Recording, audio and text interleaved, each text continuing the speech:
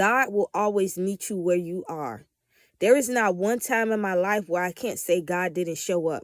Even when I was living in sin, even when I was being disobedient, even when I didn't even acknowledge God, God's hand always was over my life.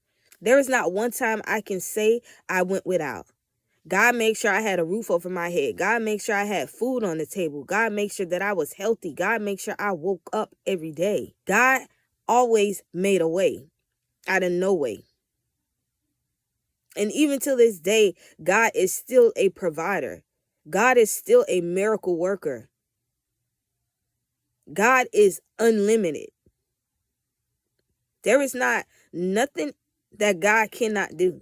But stop making the enemy make you believe that God can't show up where you are. No matter where you are, no matter your circumstances, no matter what's around you, God can show up where you are, and he will. God is not a God that shall lie. Remember, the enemy comes to steal, kill, and destroy. And that's exactly what he's going to do.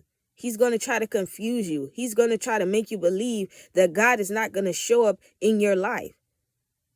Even when you're in disobedience, God still provides. It may not be in a manner that you want, but he still provides. God still performs miracles. God still heals. God still restores. God still forgives. We have to remember that the enemy hates us. The enemy hates us because we have something that he doesn't have, and that's God's grace. There is nothing that you can do that can make God not love you. God will always love you, even in disobedience, even when you're living in sin, even when you're doing witchcraft, even when you're directly disobeying God. God still loves you. You still have God's grace. Yes, God does punish, but even after punishment, God still fulfilled his promises. He did it for the children in Israel. And I don't know if you noticed, but we are the children of Israel of today. And God still is performing miracles. He's still fulfilling promises. God is a provider, a healer, a restorer, redeemer, transformer.